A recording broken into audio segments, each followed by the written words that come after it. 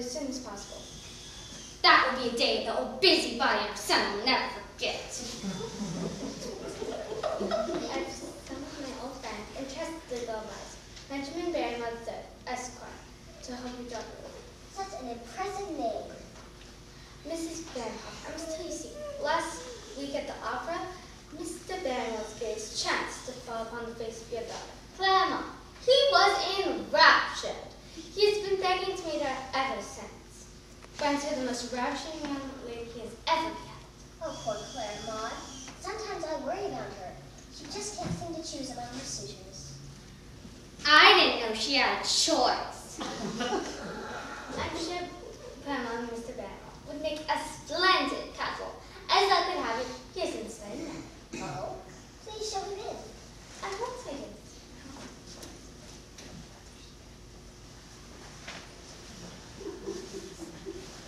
May I present my esteemed friend, the attorney, Benjamin Barrymore. Charmed, my dear lady. Good evening, my good man. I am so grateful to you for coming here to help me with my will. Were it not for Elvira, I would not know where to turn for legal advice. In the brief time she has been with me, I have become devoted to her. I'm one who's devoted to Mrs. Vanderhoff's fortune, that is. Mr. Barrymore, have you done a will for Mrs. Vanderhoff? It just so happens that I have it in my portfolio. Such dazzling efficiency. That's funny. When Mrs. Hernandez informed me of the deadly seriousness of your illness, I knew there was no time to waste. If the old biddy only knew of our plot to betray her, she would not be so trusting. Just decide to do. Put yourself in my hands, dear Mrs.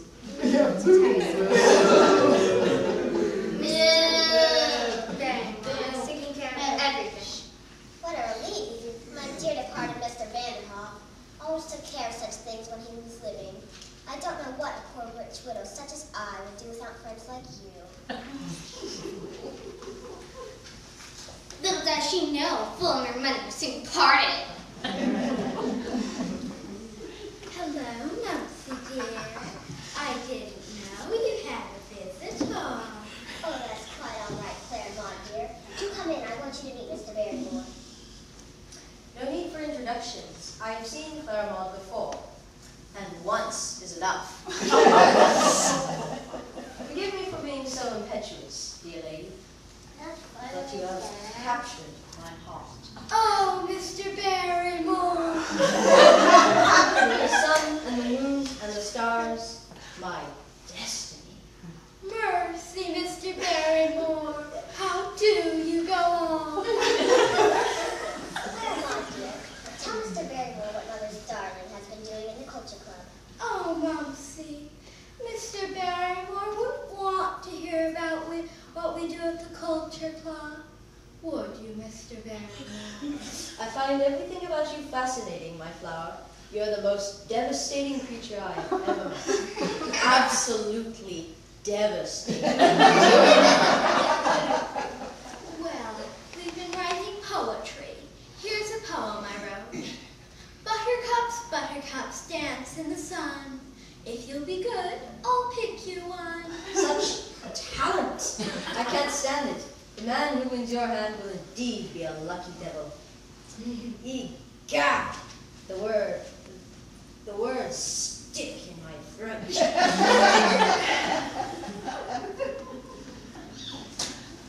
Oh, Mrs.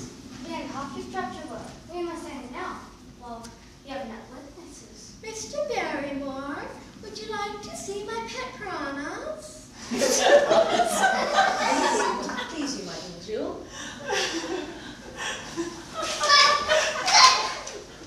Oh, look, I'm off to wait.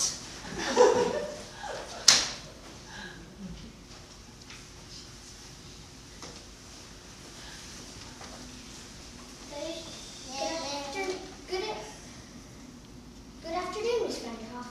I'm Nellie, the new maid. Pleased to see you, my dear. This is Miss Hernandez, my nurse and companion, who will sign your duties. How do you do? Miss Vanderhoff, let us retire to answer. You may put this room in order while we are. Yes, ma'am. Mr. Barrymore, will you like to see my pet piranhas? Yes, ma'am. Mr. Barrymore, would you like to see my piranhas? Yes, ma'am. Mr. Barrymore, would you like to see my pet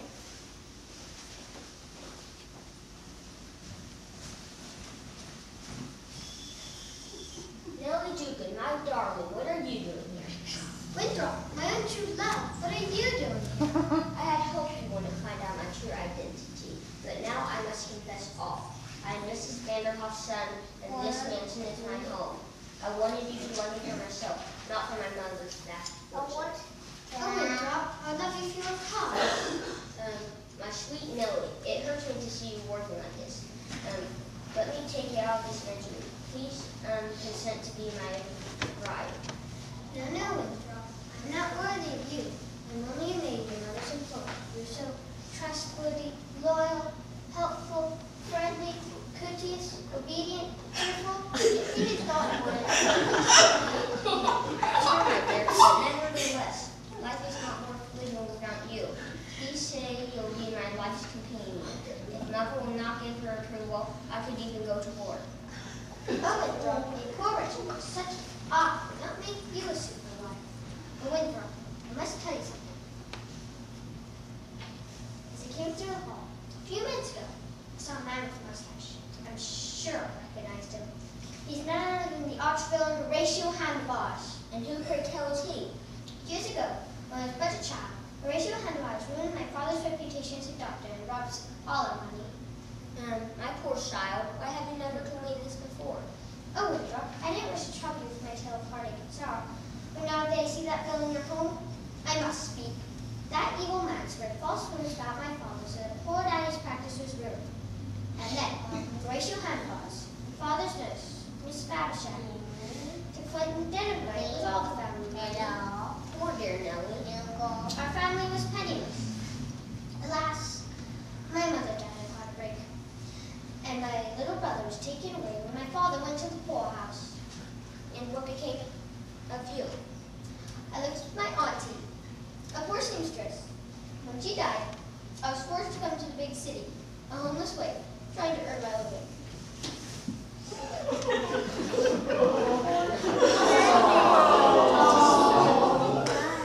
Those eyes should never be dimmed by tears again. Oh, Winthrop, I must go. Wait.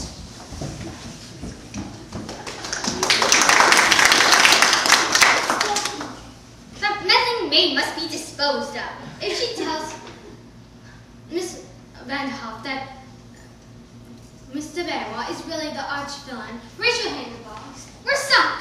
And if she tells Mrs. Vanderhoff that I'm really the nurse, Miss Flabbershine, who tricked Dr. Duguid out of his fortune years ago, it's curtains for me! Help me! Where can I hide?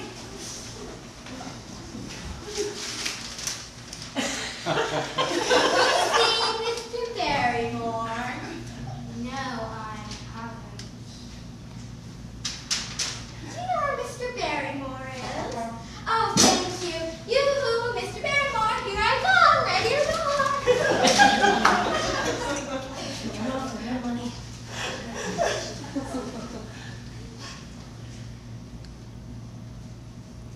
Horatio, listen, do you remember when you and I swindled Dr. Duguid out of his fortune years ago? How could I forget? Well, his daughter, Nellie, is here in this very house, and she's told Winthrop all about us. Zounds! I knew the wench looked familiar when I passed her in the hallway. Her sound to her before she gets to Miss Vanderhoff. We're always lost! You're right. Let me think. Ah, a dastardly scheme. We'll tie the girl hand and foot and feed her to Claremont's piranhas. And then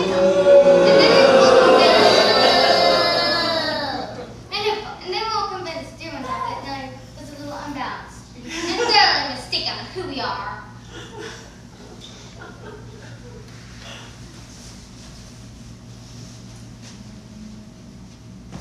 Oh, pardon me. I'll come back later. You should not give me so easily, my proud beauty. You nasty man, unhand me. I know who you are. You're Horatio Handlebarge, who ruined my poor father. Quiet. And you're Miss Babshaw, that sequel, that wicked nurse who tricked my poor dad. Oh dear, what shall I do? You're not going to spoil things for us, my good pet. We have a surprise for you. How would you like to go fishing? As bait. What do you mean? We can afford to have you around, my dear. I'm sure you'll love Claremont's piranhas. Oh please, I'm too young to die. Oh, woe is me. Too bad. Miss Maiden, Elvira, the curtain calls.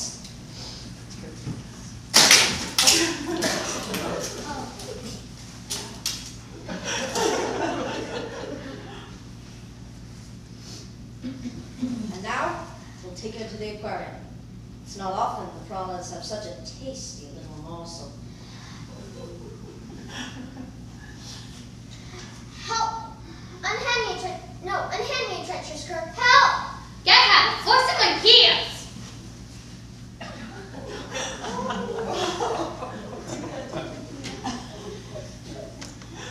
Nobody will ever know what became of little Nellie. And you, my dear, will become Mrs. Winthrop Vanderhoff.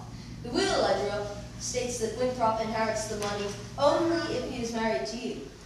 Footsteps. We better hang down in the closet until we can get rid of her.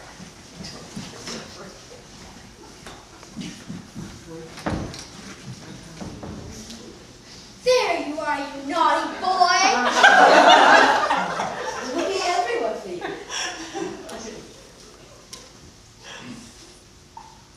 Oh, Mrs. Randall, you've come to say no. Mr. Randall, pen and ink, please. At once, Mrs. Hernandez. Just sign here and put your mind at rest. Rest in peace. Well, Mr. Barrymore. Oh dear, the ink was dry. Elvira, will you please go to the library and fill it? And ask the cook for next week's menu. The menus can't wait. Can't they? No, Elvira. I prefer you did it at once. As you wish, Miss Randall. Curses. Foiled again. Claremont, dear, did you and Mr. Barrymore have a good time? Oh, yes, Mumsy. Mr. Barrymore loved piranhas almost as much as I do. Don't you, Mr. Barrymore? I adore you and everything that you adore. God, I don't know how much longer I can keep a straight face. Mr. Barrymore, I made a plate of deviled prune sandwiches, horseradish tarts, and a pot of my special spinach leaf tea, just for you. We can have a little tea party. How delightful. That makes my taste buds tingle. If I live through this, I can live through anything. Lead the way, my precious.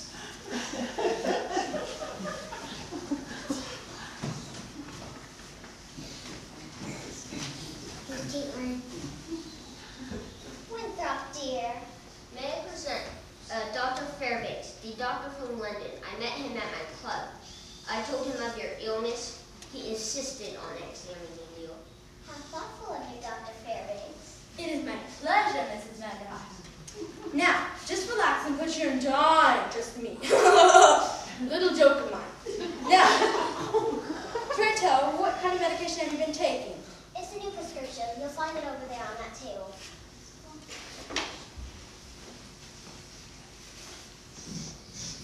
What foul treachery lies here? I detect a distinct odor of poison in this medicine. Yes, I do believe this is a slow-acting poison. How much have you taken? Only one dose. Ah, good fortune is watching over you. One dose may give you little heartburn, but with 2 doses, your fate would have been sealed. Mother, what is the meaning of this? Oh, son, I feel faint. Let me give you some song sauce. I must ask your nurse who concocted such a deadly poison. I can't think who it could have been. Unless... strange. I thought I heard a noise coming from that closet. You must be imagining things, Winthrop, dear. I'm sure I heard a noise. By Jove, I do believe I heard it too. Gentlemen, why don't you satisfy your curiosity and open the closet door?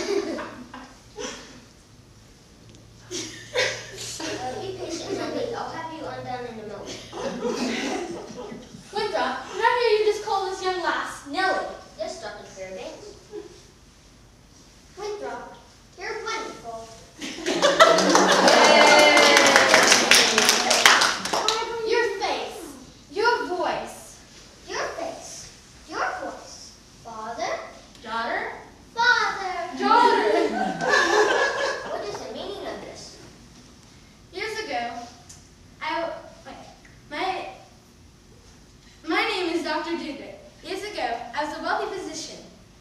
I was ruined by the dastardly deeds of the unprincipled cat, Horatio Handlebass, and my scheming nurse, Miss Faversham. I went to the poorhouse, and I have not seen my dear children since. Oh, Father, I have missed you so terribly all these hard, lonely years. Pray tell, how's fate dealt with you? Well,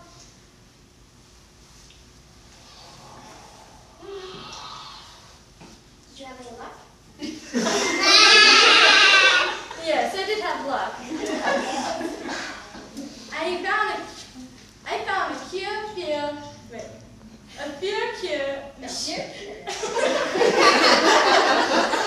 sure cure for black meat.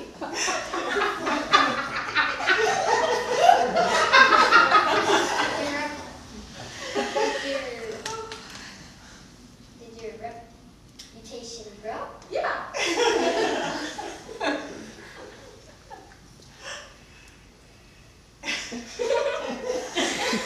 Oh, Father, how wonderful. But, Nellie, I must ask you something. What were you doing in that dark, dismal closet, bound and gagged? I was thrown there by the very same Horatio Handlebass. And your nurse, Miss Vanderhoff, they were going to feed me to the piranhas. Heaven forbid. What are you talking about?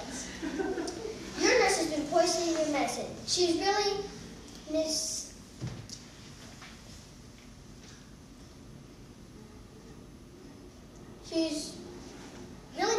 Faversham. That deceitful serpent who took my poor dad. Heavens, I think I have trusted Elvira utterly and completely. Dr. Dr. Duguid, I hope you won't think me hasty, but I must ask you something. Speak up, my boy.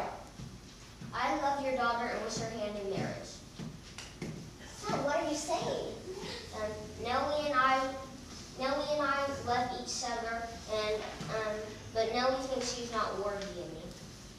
Nellie, now that I have found you, I can give you wealth and position. Now I can accept you, Winthrop. I give you my blessing. Darling, Sweetheart.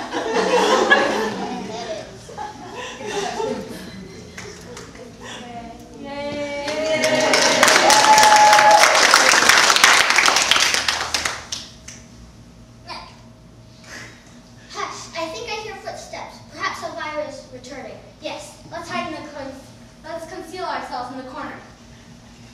Miss Vanderhoff, keep her talking.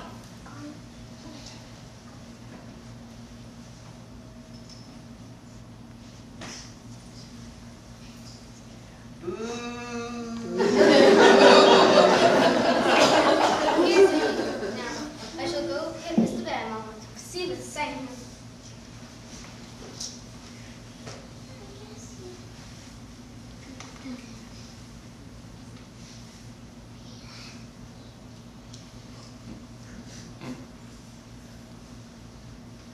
But you don't have to read it. Thank you.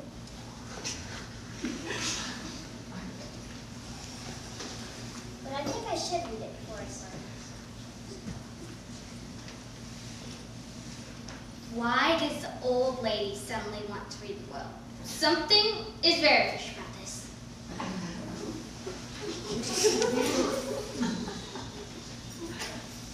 Mr. Barrymore, did you prefer the apricots au gratin or the pickle pudding?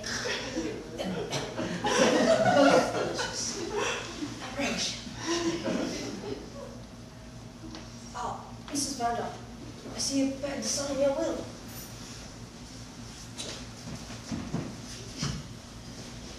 there's a culprit, officer. Aha, cut in the act. Not me, you fool. Stop, in the name of the law. Zooks! What is going on here? Sir, arrest this man too. He is none other than the black god that has stolen my fortune years ago. Nonsense. This is my lawyer, Mr. Barrymore. And he has just asked me to be his wife. Miss Vanderhoff,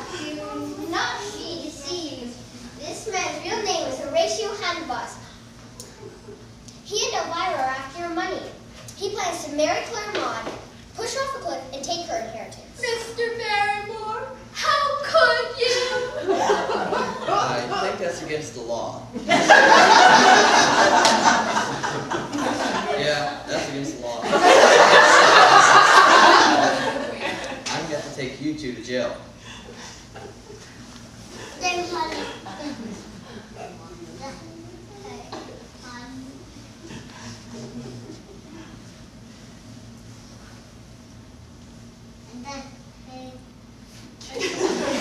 Paddy wagon is out by the front gate. You can come with me. Yay!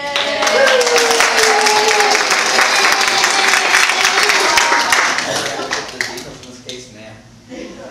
Vipers, and never darken this door again. Winthrop, you're wonderful. Heavens, this has been one of the most exhausting days I've ever spent. Fear not, dear lady. You need someone strong to protect you. What do you mean, my good man? Not till now.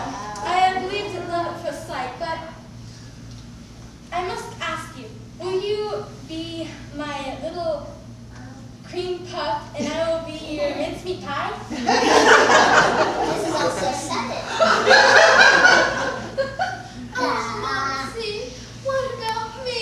Mr. Barrymore, my only child. Oh, now, Claremont, dear. There are many more suitors just waiting for the chance to whisper sweet nothings in your dainty little ear. Never fear. The law is here.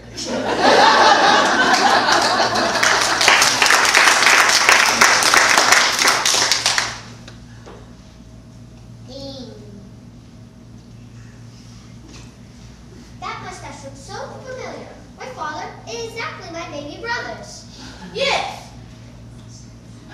He has the same mustache as that little baby.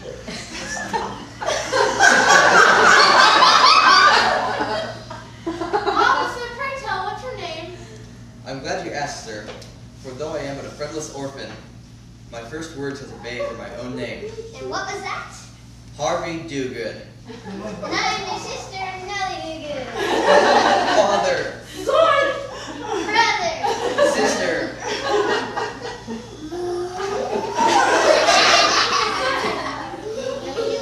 All over the world. Haven't you? I've looked all over for you and your sister. And now we're all united. Life must have been very terrible. Yes, at times it was. But sometimes I miss the old orphanage. Especially the banana dumplings that cook would make for us kiddies. Banana dumplings? That's one of my specialties. Yes, I also make candy turnips. Candy turnips? You're a woman after my own heart. Oh, Mr. Dogood, it's only simple home cooking. Tut, my girl. For sometimes fate steps in and takes two people by the hand. I do a bit of cooking myself. I've even mastered peanut butter and jelly casserole. Oh, sir, would you give me the recipe? With pleasure. You are a talented gourmet cook, and so am I. We are obviously meant for each other. What do you say? Oh, Mopsy,